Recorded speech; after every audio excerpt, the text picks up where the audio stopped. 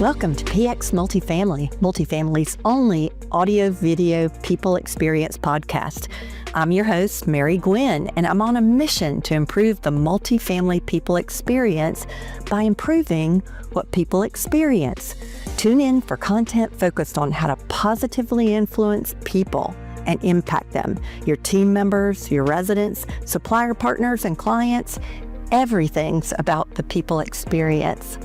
This episode is brought to you by the Multifamily Media Network, delivering the latest news, ideas, and inspiration across the multifamily sector. Now, let's talk about the people experience. I am so excited. John, I'm so excited to spend time with you on the Multifamily Media Network's Podcast Palooza.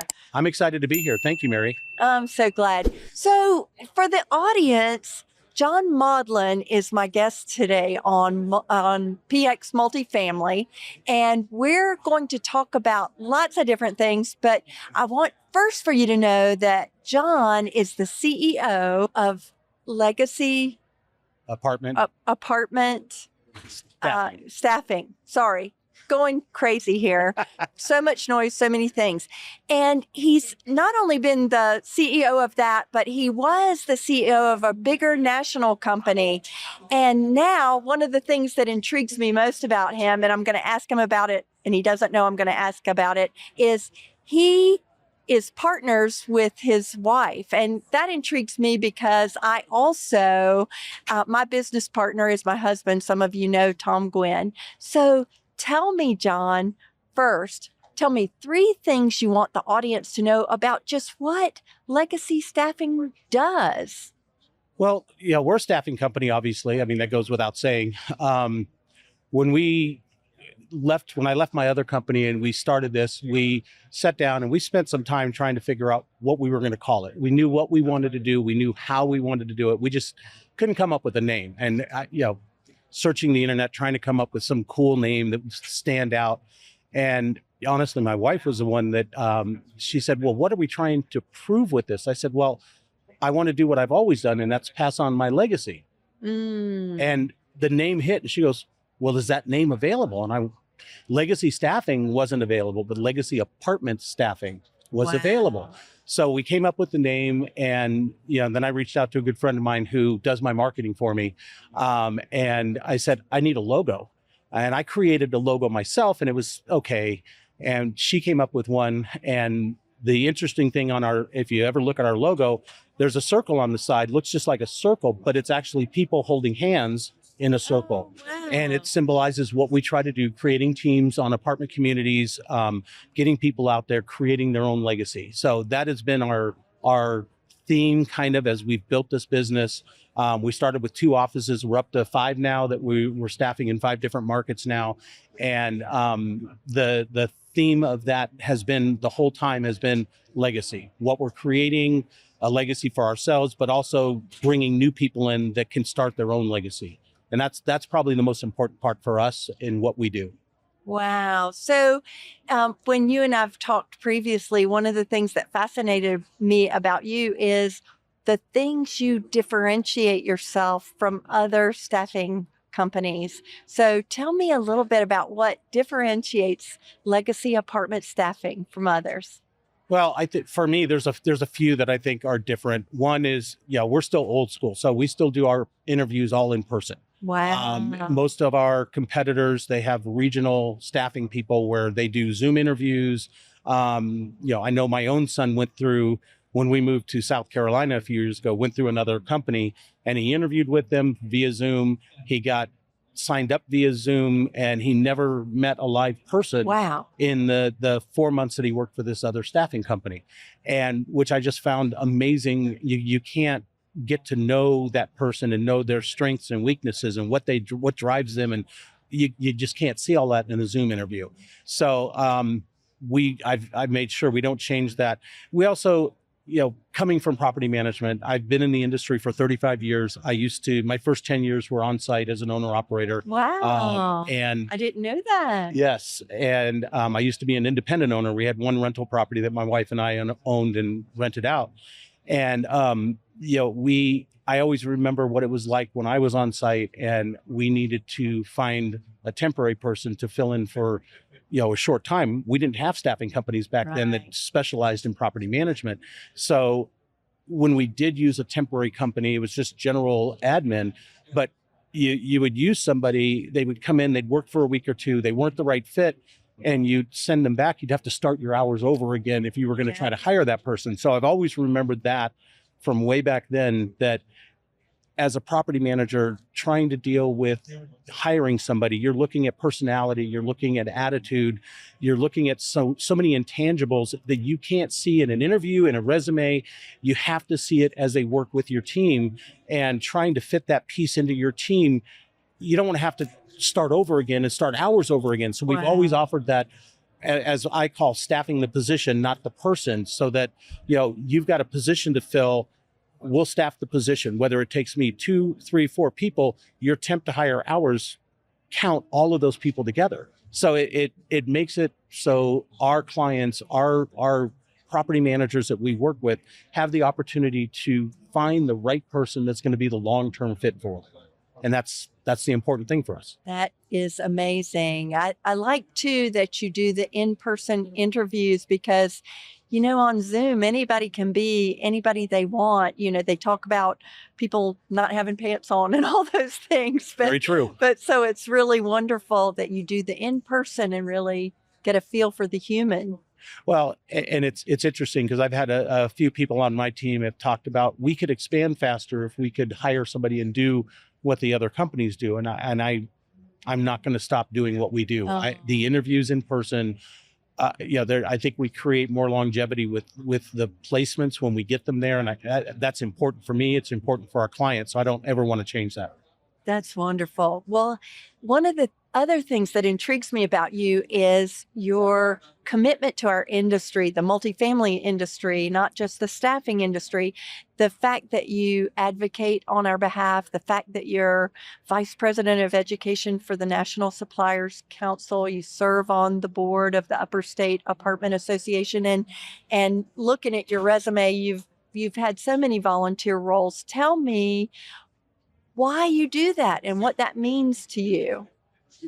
Well, it seems corny, but this industry has done a lot for me and my family over the years. I've been very lucky, very successful in a lot of the roles that I've had. And I've always felt the need to give back to the industry. It's how most of it started. Now, my work with the Supplier Council, the National Supplier Council, for example, we've had some great leaders in that council over the last 10, 15 years or so that have helped build that council up and drive the voice for the suppliers. And I'm just, honored and humbled that I get to be part of that and help keep moving that voice forward and growing it. There's just some amazing people on that council. And, we all do the same work. We're all trying to make the voice for the supplier stronger, better, making sure that we are educated, making sure that we're knowledgeable in what we're doing. And so, getting them to understand the legislative side is sometimes hard because they don't think it matters to them. If you pass rent control, it doesn't affect me. Right, and they don't understand that it does affect you, because if they have rent control and they're not making as much money as they need to make, they have to cut. And the first thing they're cutting is extra expenses like suppliers. Instead of changing that roof out every 5 years or 10 years, they're changing it out every 20 years. Right. Changing out a carpet in an apartment, they might try to dye it versus getting new carpet. Or if the flooring gets cracked, they may just, we'll replace one tile, not the whole floor. So they start cutting back on the supplies that they bring into the apartment community. And so that's how suppliers need to understand. And so I like to be that voice, especially on the legislative side, because I've done advocacy for so long in the industry. Yeah, you've been amazing. And I guess that begs the question of, with your day job, because you are in the staffing industry, how do you balance? How do you do that and tell stories of what that means to you to be an advocate in the industry? Because you do the legislative, you don't just serve on a board and vote and all. Just tell a little bit more about the advocacy. Well, I've been doing the advocacy probably for about 25 years or so in the industry.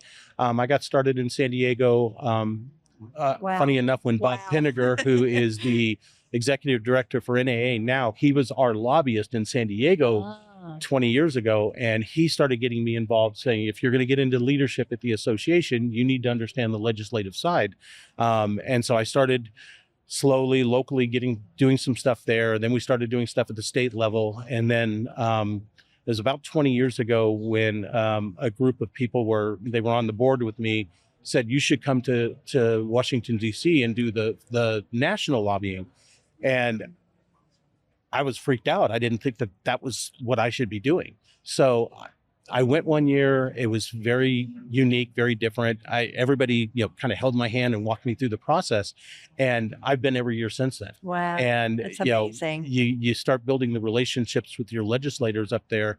I've worked with Scott Peters, for example, from San Diego quite a bit. Wow. William Timmons in South Carolina, I've worked with. And as I've gotten more involved in South Carolina, I'm building relationships out there. But it's just making sure you have the relationship so that when an issue does come up, they already know who you are. It's easier to get in the door and have a conversation, whether they support your position or not, to at least be able to have the conversation with them and explain your side. If you've already got the built-in relationship, you don't have to fight to get through the door. So we really advocate on building those relationships early. We're doing it at the local level in South Carolina. We're doing it at the state level. And I enjoy that side of it because it is very, very important for our industry. And there's not a lot of people that like to do it. It And absolutely is. I've come to enjoy it. Oh, that's great. And luckily I have a good team that supports me from my company. So I have time to go do that. Because you talked about balance earlier. And I think the balance is the hardest part, making sure you do get your day job done when you're going to do all this volunteer stuff. So having a good team supporting me is very helpful. That is great. So, so if you were to advise another supplier partner on the benefits of being an advocate like you are and serving in those volunteer roles, as well as sort of the challenges that go with that, because you still do have your day job, talk about that. Well, again, the hardest part is finding the time. You've got to make the time. You've got to have a company that believes in supporting the volunteerism, first and foremost. Most companies in our industry do. They understand the importance of it. But the advocacy, being able to be out there and understand that side of it and what's going on, to take that information back to your clients at whatever level, whether it's a state level, a local level, and say, hey, this stuff is coming down the pike. You need to understand that what's out there and what's going to hit, and get them to understand how important it is. Because like I said, you've got probably 5% of our industry that lobbies, and the other 95% wait and for somebody to tell them what's going on. They don't know. Right. So being out there as a supplier that you can educate your own clients on what's happening and what's going on and what we're hearing, I think is probably one of the most important things you could do as a supplier selling to your clients. Well, I'm going to do a drastic subject change. Yeah. So working with your spouse, tell me the joys, the challenges, all the things. Surprisingly, it's been really, really good. Long story short, my wife and I worked together years ago. When I used to work in the hotel industry, I was managing a lodge up in the mountains in San Diego, and my wife came on. It was a team that they wanted, so my wife came on and worked with us, and I wasn't ready for that at the time. It was a weird dynamic, weird ownership too. So that didn't contribute to it at all. So we talked about it a lot before we did this. And the nice thing is I am the outside person, the sales, the volunteer person. She's the behind the scenes doing the back office, payroll, operations, HR stuff. And we both have our wheelhouse that we're good at. And when it comes to major decisions, we sit down, we have conversations about it. We talk about the pros and cons, just like any business partners would. And it has worked out really, really well. Our growth is a testament to that. In our first year, we went from 2 offices to 3. Our second year, we were up to 4 offices, and we're in year 3 now, and we're going to our 5th and 6th offices, where we're expanding and building our footprint, so to speak, in South Carolina. And it's been very natural and worked very, very well so far. No headaches to speak of. I would say so far you've got a pretty good track record. So when we were on a Zoom call together one time, I saw a mission statement in the background, Mm-hmm. and I want to hear if you would tell everyone, what is that mission statement and what did it mean to you? Well, it talks about, But what is it first? Trying to remember what it is now. I'm so... Speak honestly, think with integrity, and act something. I can't remember what the third one is, but the biggest one for me is what your thought process is when you're doing stuff. Are you doing it for the right reasons? And I'm sure there's examples I could share of people that have done their involvement, their volunteerism for the wrong reason. They're trying to build their own brand. They're trying to build their own brand. They're not trying to help the industry. And I can be honest and say, as I've done my volunteerism in the industry and the advocacy and the other stuff, it is to help the industry. It's help the supplier side, help my clients understand what's going on better. I always try to go into it with the right mindset of why I'm doing this. Even tonight, we sponsored the event tonight that we're doing. Thank you. And when I talked to my team beforehand, I said, we're out here to talk to people. I'm not here to sell tonight. Let's just go mingle and get to know everybody. There's a time and a place to do what you need to do. And there's certain places you don't have to do it. So for me, that thought process of why I do everything is the most important part. You try to do everything with integrity. You try to represent yourself, because that's what people, when they look at you in a group and they go, I know him and I know what he does and I know what he stands for. That's important to me. And my reputation, we talk about reputations all the time, but I've built a very strong reputation on what I do and why I do it. And I stand by that every day. That's wonderful. Well, I have one last question for you. And that's, what from your childhood can you tell us that impacts you as a leader today, that's made you the leader you are? I would say for me, I was a military brat. I grew up with my stepfather and my mom. My stepfather was in the Navy, so we grew up in military housing.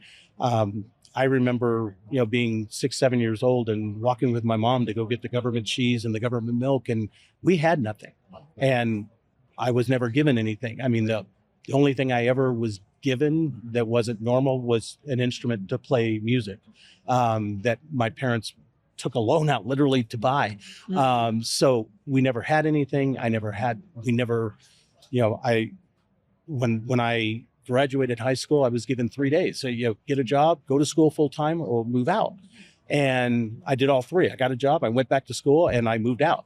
And so I learned early on that if you want something, you got to go work for it. You got to go get it. Nobody's going to give it to you. And, my first job was working at Burger King. I was a closer. I was there to clean dishes and close up the restaurant. And I worked up to a shift leader within a year. And the first lesson I learned was I had to manage my own friends. And I had never done that before. And it was a learning experience. But from there, I learned, when you're out doing all this volunteer stuff, you're all peers. There's other CEOs out there doing the same thing, and we're all on the same page. We're all volunteers. It's not one person over the other. Even though there might be a chair of a committee or a chair of a board, they're an equal. They're with us, and we're all together. That's so wonderful. I've always taken that mindset from that into my job, my day job, and managed my team the same way. They all have a voice in what we do. If you talk to any of my team, they will tell you, he lets us make decisions. He lets us decide what we're going to do and what we're not going to do and where we're going to spend our money here or there. I don't make all those decisions. I let them as a group decide what we're going to do. And I think that all comes from all back then, starting and where it all started and my first job, and all of that came from that. Wow. Well, John Modlin with Legacy Apartment Staffing. I got it right this time. Thank you for being a guest on PX Multifamily. And thank you for being live at the Podcast Palooza and for sponsoring the event. And thank you, Multifamily Media Network. Thank you, Mary. This was great, and I appreciate it. Thank you for listening today. Did we accomplish the mission? Did we improve what people experience in the multifamily space? What are your thoughts on this important topic? Share your thoughts in the comments or email them to mary@aptdynamics.com. And don't forget to subscribe, leave a review, and share it with your network. This podcast is proudly brought to you by Multifamily Media Network, your trusted source for stories, trends, and insights into multifamily living. Thank you again for joining me, Mary Gwyn, on PX Multifamily, the People Experience Podcast.